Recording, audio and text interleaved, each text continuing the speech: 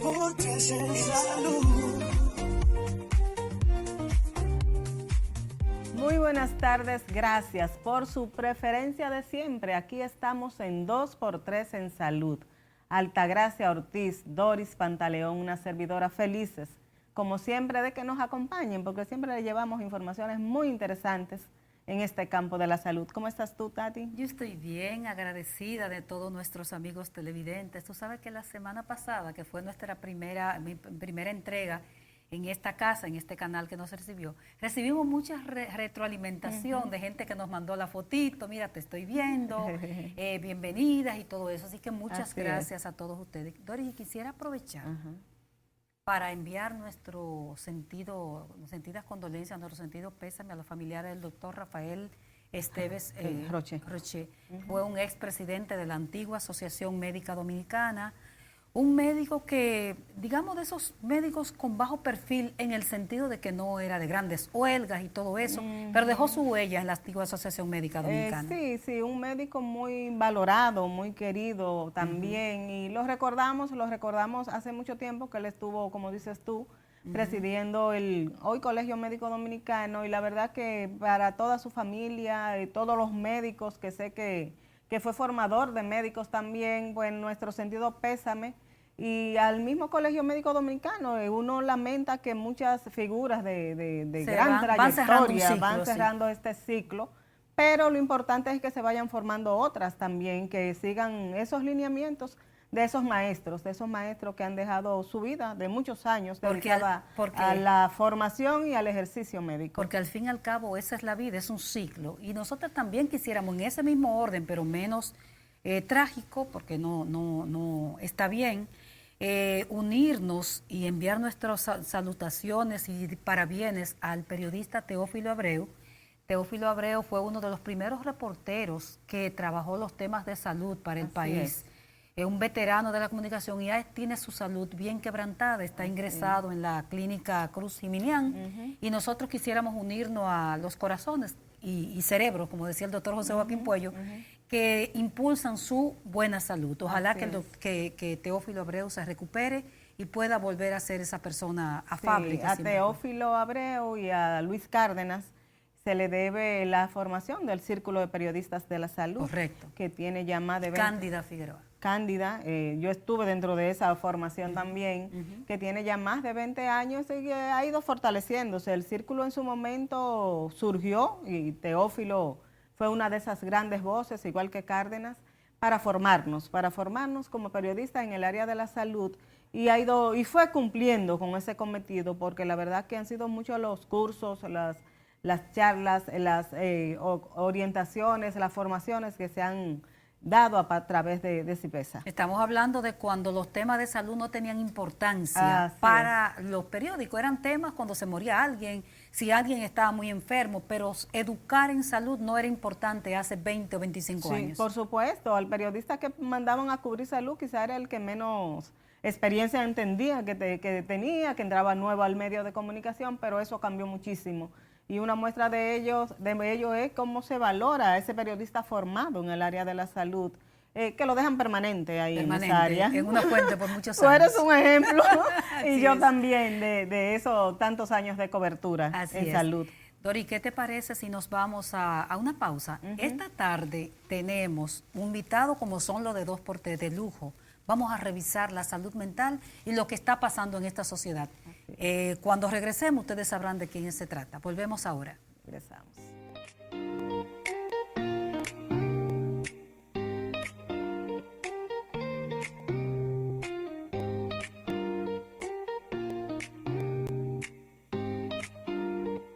Dos por tres en salud.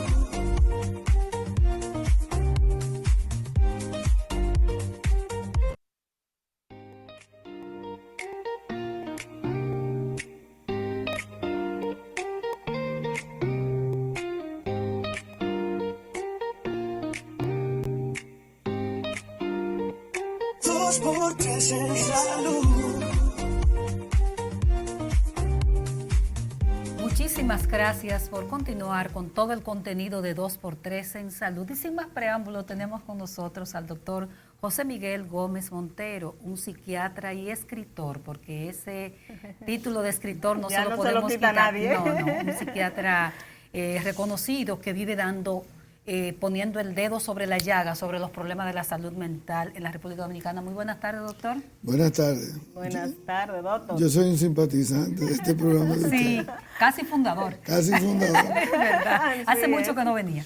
Y nosotras felices porque tener al doctor José Miguel aquí con nosotros significa que vamos a hacer un excelente programa, porque con el doctor se puede tratar no solamente temas de salud mental, señores, es de la vida, de la sociedad, de todo lo que acontece en nuestro país. Y doctor, vamos a empezar dando un balance a lo que está pasando con la salud mental en República Dominicana. Mucha preocupación, la gente se lo atribuye muchas cosas de esto a la pandemia del COVID. Sabemos que desde antes ya usted venía alertando sobre situaciones de salud.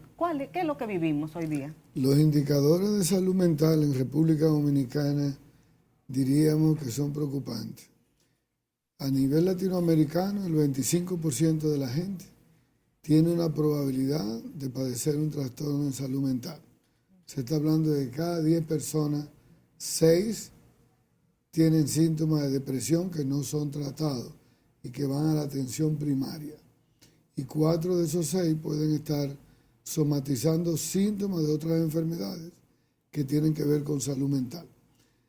Han aumentado las adicciones, el uso y abuso de drogas, de sustancias prohibidas. Ha aumentado mucho en República Dominicana la ludopatía, los juegos compulsivos. Tenemos problemas de trastorno del sueño, tenemos trastornos de ansiedad. Ha aumentado los problemas de conflictos familiares, de la violencia social, y tenemos también problemas que han aumentado los divorcios. Entonces, todas esas cosas, la mala calidad o calidad de vida tiene que ver con salud mental. No solamente es enfermedades psiquiátricas. Los problemas de falta de bienestar social, la falta de felicidad o los niveles de insatisfacción alto en una población, en una familia, en una pareja, habla de problemas en salud mental. Doctor, entonces la pregunta sería ¿por qué han aumentado todas esas condiciones de salud mental que usted nos citaba? La depresión, la misma Ansiedad. Tristeza, que cuando tú evalúas las cifras del Ministerio de Salud Pública del centro de llamadas, el principal factor es la tristeza, que la gente llama para decir que se siente triste. Mira, el mundo posmoderno ha creado unas expectativas muy altas.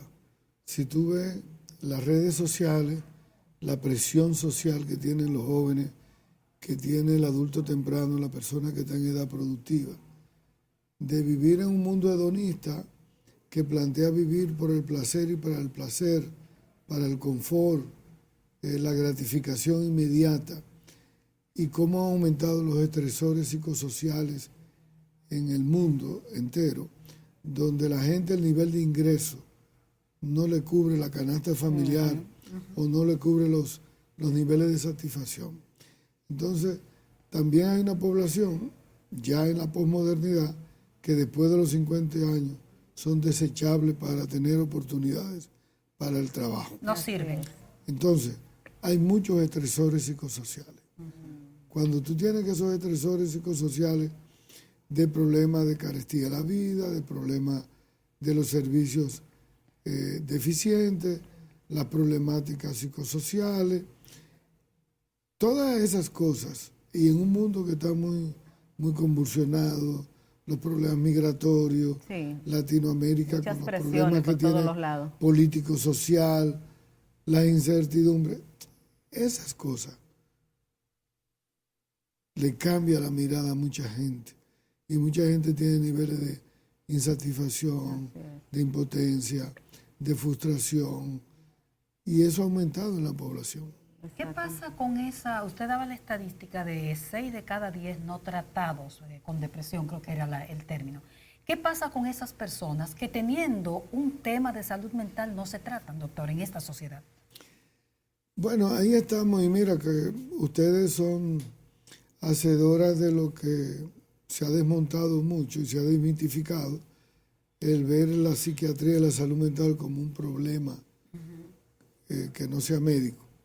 La depresión, igual que los asistencias en salud mental, son problemas médicos.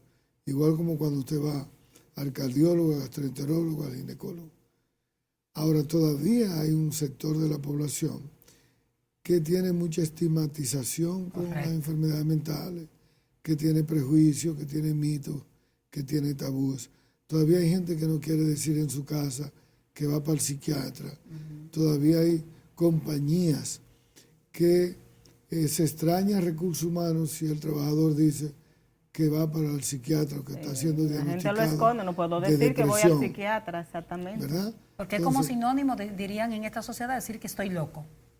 O de verte como una persona débil, como una persona sin Inestable. carácter, inestable, inseguro, como una persona vulnerable. Que tiene su problema, ¿verdad? como dice la Entonces, gente. los medios de comunicación han ayudado mucho en desmitificar eso, en desestigmatizar eso. Y hay que decirle a la población que los trastornos de enfermedades mentales representan hoy en día la primera causa de discapacidad en el mundo. Es decir, ¿Qué tipo de esas discapacidad? personas que están y que deambulan por las calles con síntomas de depresión, esas personas no solamente tienen insatisfacción vital, el que está deprimido tiene pobre desempeño laboral, poca capacidad productiva, pierde la capacidad para el mal propósito de vida, no tiene atención, no tiene concentración, no se enfoca, no tiene prioridades y entonces comienza a luchar con la vida, pero entra a veces en anedonia, que es la incapacidad para recibir placer, para dar placer. Entonces es una persona que vive, pero que no conecta con la vida. Y así hay mucha gente que deambula en la calle viviendo. Solos.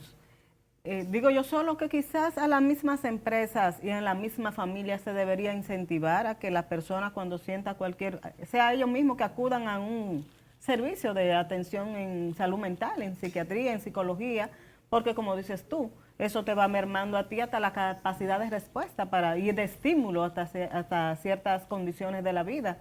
Y en el trabajo, perdón, doctor, se baja el rendimiento, supongo yo. Sí, lo que le llaman el estrés laboral o el síndrome de Burnout, el trabajador quemado, Exacto. el trabajador agotado, el trabajador minado, el trabajador que no tiene alegría o placer o satisfacción por lo que hace. Lo hace porque le pagan y necesita pagar servicio, pero él no siente satisfacción de su trabajo, ni le gusta su trabajo. Y lo peor es cuando tú te pasas más tiempo en el trabajo que en tu casa y entonces lo que hace no lo disfruta. Exacto. Doctor, la depresión, cuando vemos con frecuencia a una persona deprimida, comienza la consejería popular. No, pero tú tienes que poner de tu parte, busca de Dios, y comienzan ese tipo de, tienes que poner de tu parte, eso no es un tema de psiquiatra, eso es tú mismo.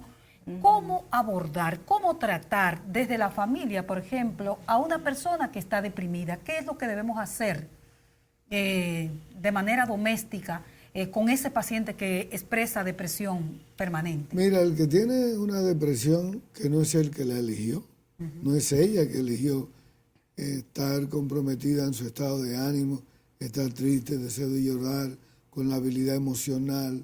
Esa persona no eligió que no duerme bien, que tiene ansiedad, que tiene agotamiento emocional, que no quiere vestirse, que no quiere bañarse, que no quiere trabajar.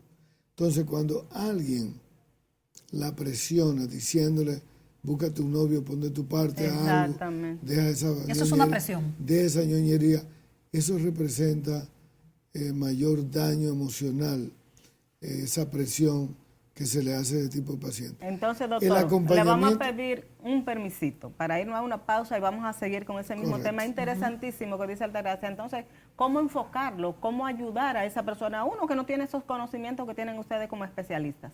Regresamos en un momentito.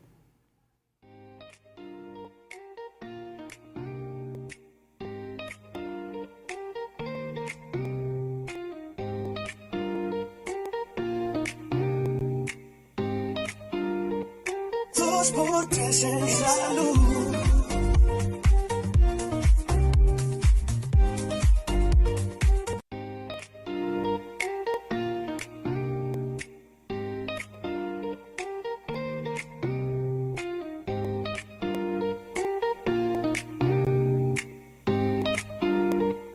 Dos por tres en salud.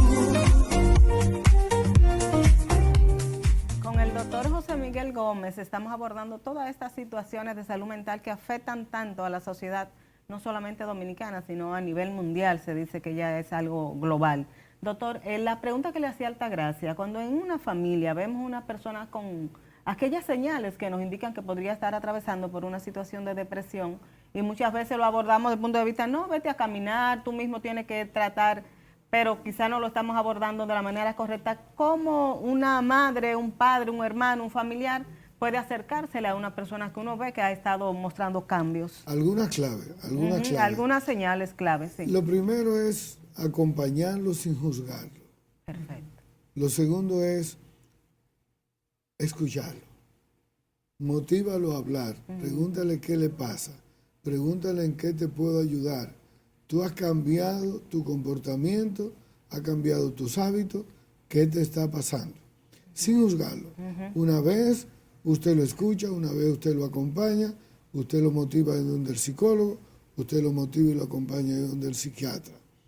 Y también le puede contar alguna experiencia por la que usted pasó. Esa es la mejor forma de acompañar. Ponerse como en el zapato del otro. Correcto. Imagínate cuando un adolescente está en tu casa llorando abatido porque la noviecita o el novio lo dejó y tú le dices, como mamá o papá, tú le dices, pero a mí una vez me votaron también. Okay. Yo una vez pasé por eso cuando estaba en la universidad, cuando estuve en el colegio. Y yo sé que es desagradable eso, que uno sufre mucho. Pero mira, yo busqué la ayuda. Entonces, ese acompañamiento es importante. Y ahí es donde el adolescente cede, donde, por ejemplo, las mujeres tienden más a buscar la ayuda, porque fíjate que las mujeres tienen su comité político, su comité central de los afectos. Del cariño. Una mujer tiene un proceso de divorcio, un problema de duelo y encuentra quien la ayuda a rezar, quien la lleva al salón, la acompañan. Una amiga que la acompañe, sí. Una amiga. Hay un grupo de apoyo. No es así en el hombre. El hombre tiene pocos amigos, tiene uno de trago y uno que no lo estimula a hablar muchas veces. Exactamente. Entonces, en esta cultura machista, los hombres no exteriorizamos mucho nuestros afectos y nuestros sentimientos, y pena es si llora, porque lo ven como un aspecto de debilidad. Fíjate que eso es importante, el acompañamiento en las personas que tienen salud mental. Es importante hablar, doctor, cuando uno siente cualquier cosa, buscar a alguien con quien conversar. Hablar es importante, leer es importante, escribir lo que te está pasando, plasmarlo, coger lápiz y papel y ponerte a escribir todos tus sentimientos, es terapéutico. Y después leer lo que escribiste. Entonces, eso ayuda. Doctor, ¿cómo identificar en qué momento ir donde el psicólogo o ir donde el psiquiatra? Una pregunta interesante porque la gente siempre pregunta cuál es la diferencia entre uno y otro. Son trabajadores de la salud mental, el psiquiatra es médico, hizo una especialidad, hizo 1 año, 2 años de medicina interna y luego hizo 4 de psiquiatría.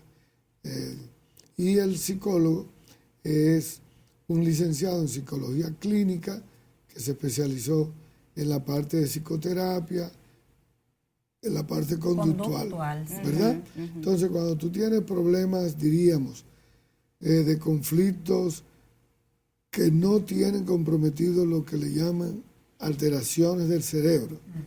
Las enfermedades psiquiátricas tienen que ver mucho con el cerebro. Estamos hablando de delirio, alucinaciones, alteración del pensamiento, cambio del humor, cambio de comportamiento, adicciones, situaciones que ameritan tratamientos médicos, tiene que ir donde el psiquiatra. Ya los problemas, más de pareja, de conflicto con hijos, situaciones que usted las puede manejar desde el punto de vista de psicoterapéutico, puede ir donde el psicólogo clínico.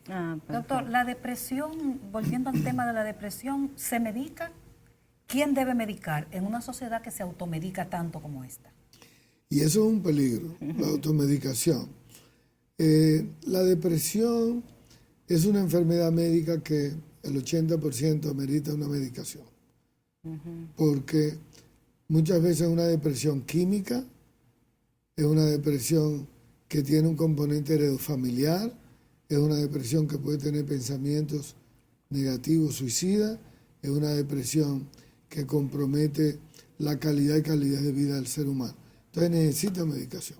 Y a la gente hay que decirle, los antidepresivos, que es la preocupación de la mayoría de la gente, generan adicción. no crean adicciones, no tienen malos hábitos, son bien tolerables, no es para toda la vida. Sí, la gente le tiene poco miedo efectos a eso un secundarios. poco. Me van a medicar Entonces, y yo no quiero. A la gente hay que decirle eso.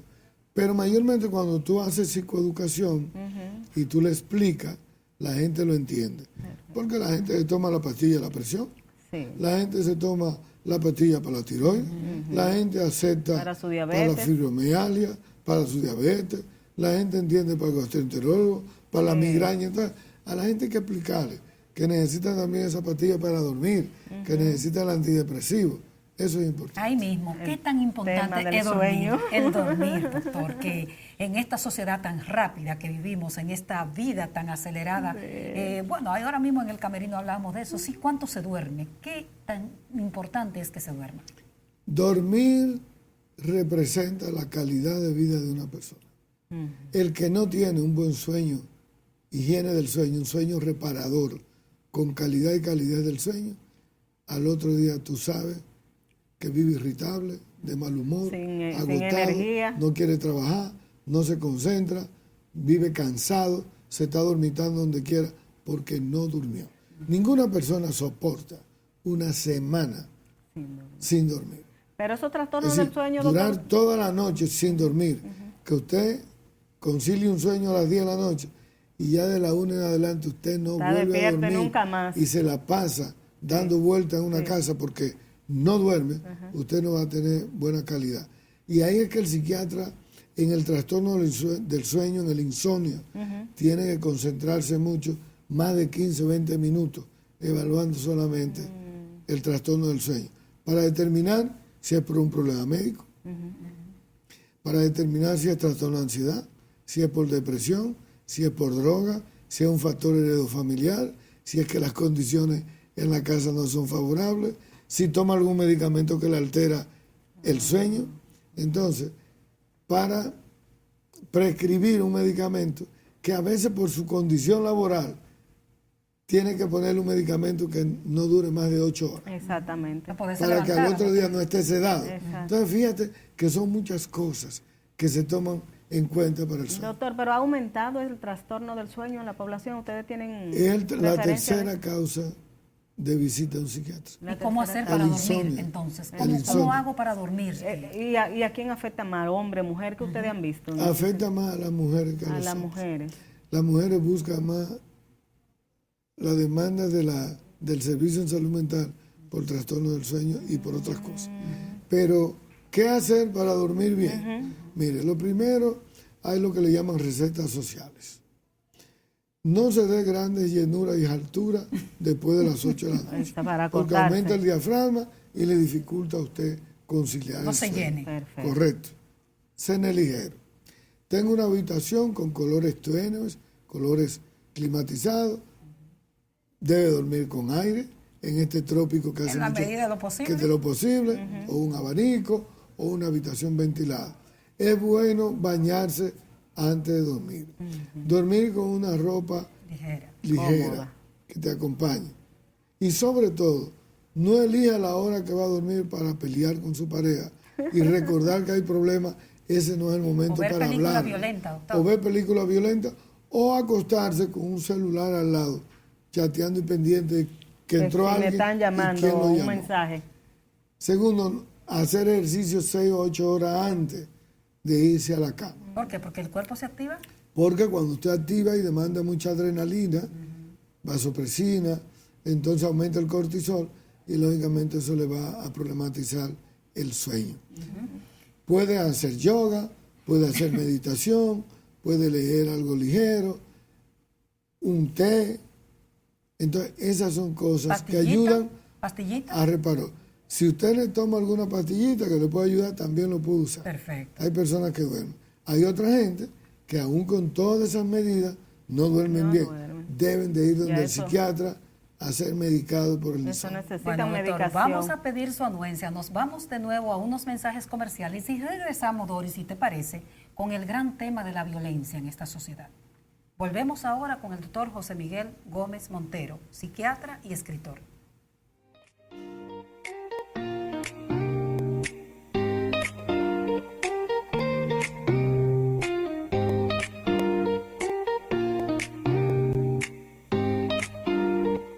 Dos por tres en salud.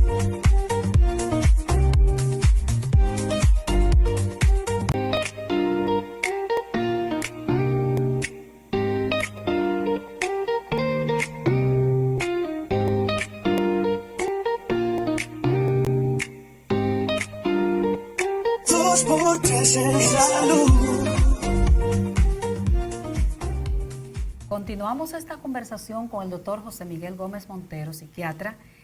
Yo no sé si cerramos el tema del sueño para pasar a la violencia, porque creo que no se cerró, Doris, Sí, finalmente. yo creo que sí. Bueno, el doctor ¿Se cerró? lo enfocó Pues bien. entonces pasamos a ese gran tema de la violencia. Yo le decía al doctor cuando lo estábamos invitando para que viniera a conversar con nosotros, doctor, ¿qué es lo que nos ha pasado? ¿Por qué es que la gente está tan violenta? ¿Por qué la gente se mata por un Parqueo, rayón, por un rayón? por un parqueo? ¿Por qué la gente vocifera tantas malas palabras en la calle? ¿Qué pasa con la violencia en la República Dominicana? Que hemos llegado a una cultura de violencia, que hemos normalizado la violencia, que nos hemos acostumbrado en un sistema de creencias que hemos articulado, que hemos aprendido, que cuando yo tengo un problema, yo lo resuelvo con violencia. Es diferente cuando tú tienes un sistema de creencias o tú vives con cultura de paz o cultura del trátame bien, o cuando yo tengo un conflicto yo lo voy a resolver de manera amigable, de manera asertiva, saludable. Fíjate que la primera causa de homicidio en República Dominicana, el tema son conflictos sociales que pudieron haberse resuelto, porque son por temas de conflictos de convivencia social, por una pared, Sí, por un parqueo. por un parqueo, porque te me fuiste delante de una fila, por un juego, por celos, por Porque los vecinitos pelearon, los porque me amiguitos. rozaste un carro, porque me rompiste una mica. Es decir, son situaciones que en una sociedad civilizada de buenos tratos, la gente dirime esos conflictos de manera asertiva, de manera saludable, o le busca una propuesta. Ahora, cuando un ser humano sale de su casa con un revólver, con un cuchillo, con un palo dentro de un carro, ¿sale a mediar o sale a ser violento? Sale a ser violento. Porque sí. ya se está condicionando que cuando yo tengo un conflicto, yo tengo un arma. Tengo para que responder. defenderme con un arma. Es diferente cuando tú sales de tu casa con una actitud de cultura de buenos tratos, tú dices, lo que aparezca yo lo voy a resolver. O cuando tú vives con una pareja y tú tienes conflicto en tu casa, nadie tiene la pareja ideal, la pareja perfecta, y usted dice, tenemos diferencias, pero la vamos a resolver a través de la comunicación o del diálogo. Entonces, la cultura de los buenos tratos es la que te desmonta el que tú pienses en la violencia, el que tú pienses que va a resolver los conflictos de forma violenta. Pero no hay, doctor, perdóname, Doris, un marco general en la sociedad, y hablamos de geopolítica, violento. Por ejemplo, cuando vemos la sociedad norteamericana en este momento expulsando personas, persiguiendo personas, cuando vemos lo que ocurre en el mundo en todas partes, contra los inmigrantes, contra todo, las propias instituciones, no hay un marco social general, mundial, que haga que la violencia se aprenda. ¿O esto depende de nosotros, de este país chiquitito, medio violento ahora? No, el mundo está violentando. El mundo está estructurado de una manera tan desigual, tan excluyente, que estructura a través de la economía y de la cultura, estructura una forma de vida violenta. Es decir, son más violentos la gente que vive en exclusión social, que le falta cohesión social. Cuando usted tiene acceso al desarrollo social, usted es una persona de más paz, de convivencia pacífica, porque usted tiene acceso al trabajo, a la educación, a la calidad de vida, al techo. Esas inequidades llevan a eso. Correcto. Fíjate que una persona excluida es una persona que acumula resentimiento social, resentimiento, frustración, odio, enojo, odio. Aquel lo tiene todo, yo no lo que tengo. le llaman una cascada de actitudes emocionales negativas, ira, rabia, enojo, resentimiento, sentimientos de culpa, sed de venganza. Exacto. La persona que está excluida acumula eso. Entonces, las sociedades más desiguales son las sociedades más violentas. Las que más llevan a esto. Las sociedades más pobres, más excluidas, son las sociedades más violentas en la vida cotidiana. Porque el ser humano tiene que sobrevivir a como dé lugar. Por eso en el barrio se roba la luz, altera la vida del otro, pone la bocina, no respeta los espacios, se coge lo que no es de él. Es decir, es una manera de vivir para sobrevivir. Entonces, eso está creando en el mundo mucha exclusión, mucha desigualdad y va a aumentar la violencia. Va a aumentar la violencia en el porque mundo. los modelos políticos son violentos también. Cuando tú tienes líderes políticos, y esto no es una pregunta más que una opinión, tú tienes líderes políticos usando los medios de comunicación de manera violenta, eso también se aprende. Es que la economía se la dejamos al mercado, Altagracia. Sí. Y en el mercado consume el que más tenga. El mercado es desigual. Entonces hoy en día la economía del mercado, la economía del comportamiento, tiene oportunidades el que más tiene. Excluye a más gente, es menos solidario. La economía la hemos deshumanizado mucho. Totalmente. Y eso va a traer problemas Doctor, en el mundo entero. entonces, doctor, ¿no estamos a tiempo de revertir esa cultura de violencia? ¿Usted no ve posibilidades de que en algún momento podamos volver atrás y rescatar esa otra cultura que usted nos hablaba? Fíjate que República Dominicana tiene más de 20 años queriendo articular una propuesta política hacia la violencia y no ha dado resultados. No ha sido posible. Porque en República Dominicana la articulan siempre con la policía y a los temas de atacar las Y es desde arriba, doctor, las que- consecuencias, no las causas. Exactamente. Entonces, si tú articulas Y una no se integra política la social sociedad a esa y no búsqueda de- articula hacia la búsqueda, si tú dices, bueno, el barrio tal tiene indicadores de violencia social y lo vamos a intervenir.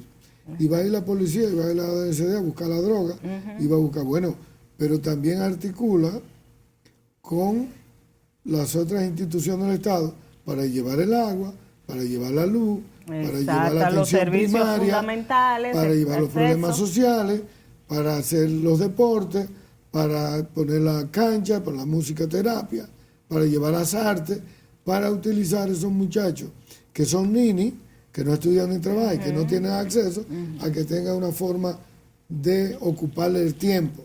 Entonces tú haces un programa integral. Exactamente. Eso me Y refiero. hay que decir que las autoridades, el gobierno, los gobiernos de los últimos 15 años, vamos a decir, tienen identificados los puntos rojos, se llaman, ¿verdad? Donde hay Mapa mayor de calor o mapa puntos de calor, rojos, como puntos se le rojos, llama. donde hay una mayor cantidad de violencia, problemas sociales, pobreza, exclusión, todo eso está identificado, doctor. ¿Eso podría ser la base para la toma de decisiones? Es que eso, la sociedad dominicana ya es una sociedad, Altagracia Dori, que se ha tallerizado demasiado. Aquí hay estudios de todo. De aquí todo, así y los mismo datos es. están ahí y todos lo sabemos y sabemos Es cómo se acciones hace. y políticas. Son acciones políticas. Es focalizar prioridades, Correcto. Doctor. ¿verdad? Y eso es básico. Y ahora que hablamos de prioridades, cuando yo le pedía al inicio que evaluáramos la situación de salud mental, también aquí entra otro aspecto y es el aspecto del acceso a los servicios. La situación que tenemos en nuestro sistema de salud para que esa persona que siente esa necesidad de ir a un especialista pueda acceder a ese especialista, que si requiere una intervención en crisis también tenga acceso a una cama. ¿Cuál es nuestra realidad en Mira, nuestro te voy a sistema de decir una salud? palabra clave. Aquí estamos hablando de déficit.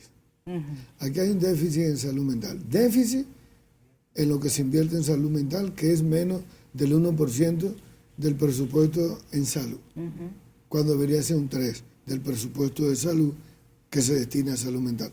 Por eso la salud mental sigue siendo la cenicienta. Doctor, Tenemos un déficit. dejémoslo ahí en lo de la cenicienta porque estamos totalmente de acuerdo con usted. Nos vamos a ir a una brevísima pausa. Esta es más breve todavía que las anteriores. Regresamos en un momentito.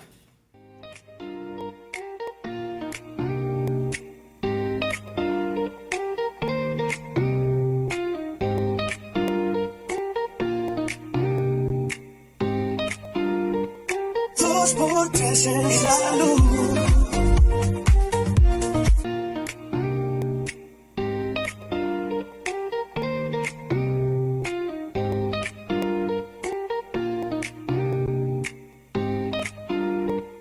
Dos por tres en salud. Antes de la pausa, el doctor José Miguel Gómez, psiquiatra, nos estaba enumerando los déficits, doctor, que tenemos en nuestro sistema de salud enfocado a la salud mental. Bueno, Cuéntenos. hablando de déficit en presupuesto, Que usted decía que al menos del 1%. tenemos déficit en recursos humanos. Exactamente. Hacen falta psiquiatras, ¿verdad? Psicólogos. Faltan enfermeros especialistas en áreas de la salud mental. Faltan interesante. promotores. ¿Y camas? Faltan camas, faltan unidades de intervención en crisis, unidades de medio camino. Hace falta en los hospitales de tercer nivel, las unidades de salud mental y, por supuesto, tenemos también déficit en las unidades psicosociales para los pacientes crónicos de larga ¿Y estadía los hospitales de día que ustedes y los promovían? hospitales de día de medio camino. De medio camino. Entonces, tenemos un gran déficit en que la República Dominicana no cuenta al día de hoy con unidades de desintoxicación y unidades de rehabilitación psicosocial por droga. Tenemos programas ambulatorios, pero no de internamiento, siendo la droga la tercera causa de demanda de cama hospitalaria. Entonces, hay problemas y tenemos déficit de unidades en salud mental infanto-adolescente También. para intervenir niños y adolescentes que tienen problemas en salud mental. Entonces, ese es el diagnóstico real de la salud mental en la República Panorama Dominicana. difícil, doctor, Y de yo- muchos déficits. Correcto. Y yo en un encuentro que tuve con el presidente de la República, que se comprometió y me dijo que eso se iba a resolver, hablamos de eso y hablamos que antes de irse, me manifestó el presidente Luis Abinader, esos problemas de salud mental se iban a resolver. Se le está haciendo ¿Qué tarde. ¿Qué es? El presupuesto no es tanto. Si hay algo que tú puedes resolver Exacto. con pocos ingresos, Es ese. es ese. La salud mental no demanda tantos recursos. Y por último, el modelo de atención primaria, que no se quedó pendiente, y el otro déficit que tenemos es el que tú decías ahorita. Cuando tú haces la llamada, porque tiene alguien en crisis en tu casa, te cogen la llamada, pero tenemos un tamponamiento en la referencia y la contrarreferencia. ¿A dónde tú lo mandas? Porque ¿Qué no hay hago con cama. este paciente? Entonces, cuando él va al Marcelino, él va Al Gautier, él va a la al unidad Moscoso que tiene Puello. Moscoso, no hay cama. No hay de cama, COVID. todo Porque lleno. son Pero 10 la y gente 12 camas. refiere Entonces la gente comienza a deambular con el enfermo Solo. y ahí se pierde Porque ni tiempo siquiera acompañado por y el sistema tiene. de salud, Entonces, doctor. ese Es gran sola la problema familia. tenemos de déficit en República Dominicana de camas en salud mental. Y la deshumanización del personal de salud, las personas, las familias refieren que falta como conciencia en ese personal de salud cuando llegan a una unidad de intervención en crisis, que no ven sensibilidad, que no ven ese meterse en los zapatos del otro. ¿No hace falta también formar ahí, doctor? ¿Sabe qué sucede en eso? Que cuando tú trabajas con carencia todos los días, cuando tú no tienes cama disponible, tú no tienes medicamento disponible y la gente te demanda la cama y te demanda el servicio y de todos los días tú estás en el luchismo del acoso, de la ineficiencia, entonces tú te vas deshumanizando. Okay. Tú te vas acostumbrando a la hostilidad. Y la gente, también el servicio lo siente como hostil. Entonces, la humanización tiene que ver con los servicios disponibles, tiene que ver con la disponibilidad del acceso fácil. Esa capacidad de respuesta. De respuesta. Doctora. Y cuando no tiene eso, eso trae. Doctor, usted citaba, no sé si era por eso No, mismo. Dori, iba a ir para el manicomio, no sé si tú... No, los viejos manicomios. vamos antes de, porque ya eso de larga estadía, como dice, pero el doctor decía, hablaba de un tema y es de ese acceso inicial.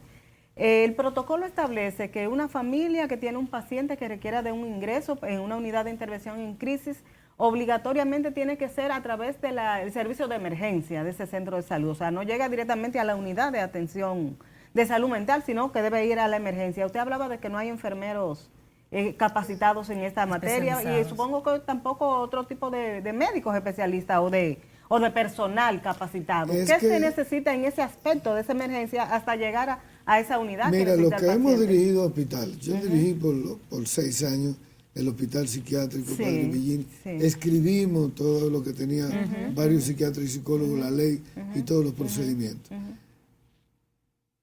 Y se dijo, cuando iban a modificar el hospital psiquiátrico, era porque se comprometieron a abrir un pabellón completo, el cuarto nivel, piso completo, que eran 60 camas, para mudar la residencia y poner a funcionar el hospital, la mayor unidad de intervención en crisis, en el modelo hospitalario del Morgan, de Luis Aribay. De Luis Eduardo Aribay. Resultó, ¿tú sabes cuántas camas le dieron a salud mental? ¿Cuántas? 6. Imagínate. Entonces, no hay forma. Que no da para es nada. que en el modelo de atención, los directores, la gente no quiere las unidades de salud mental.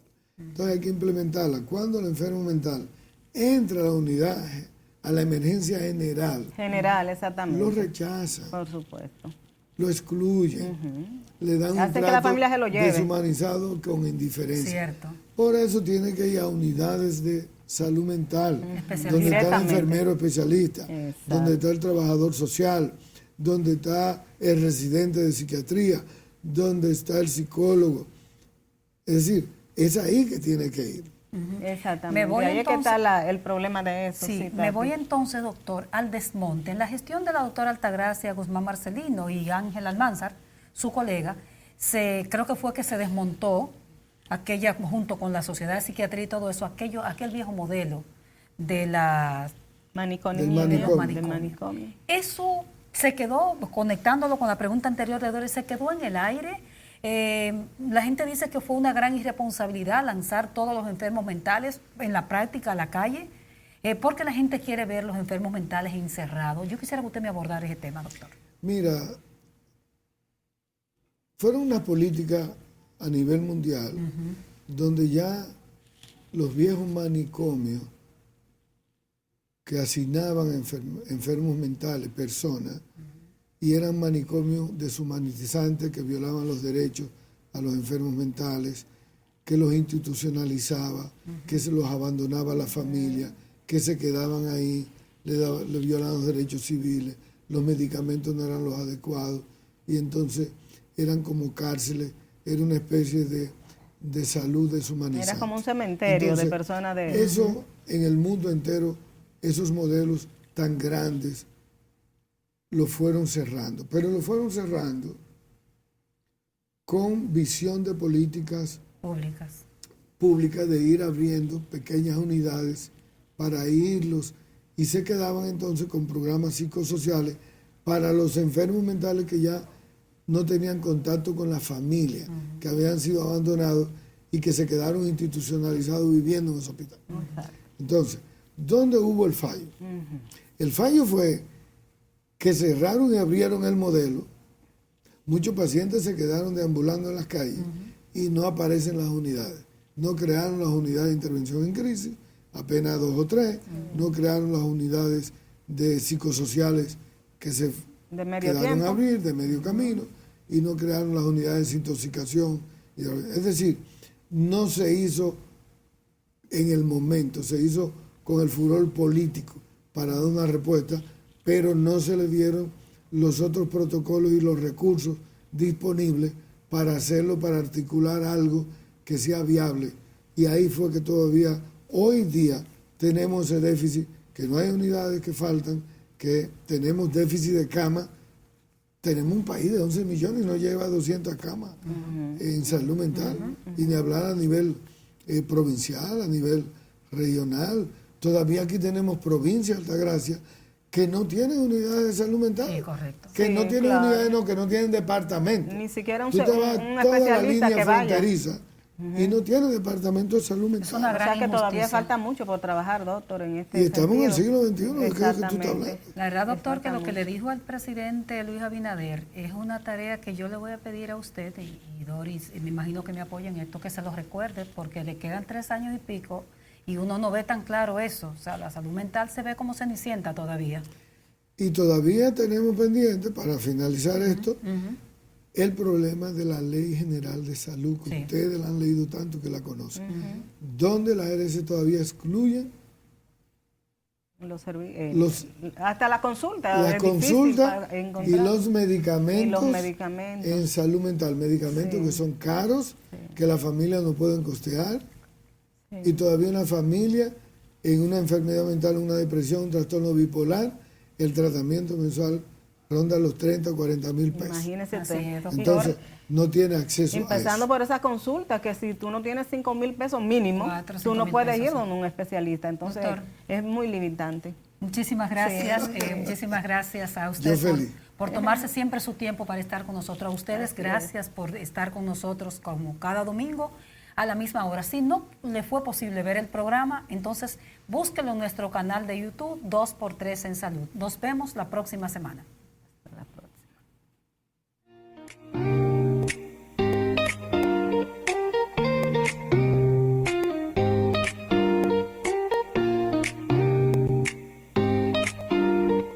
Dos por tres en salud.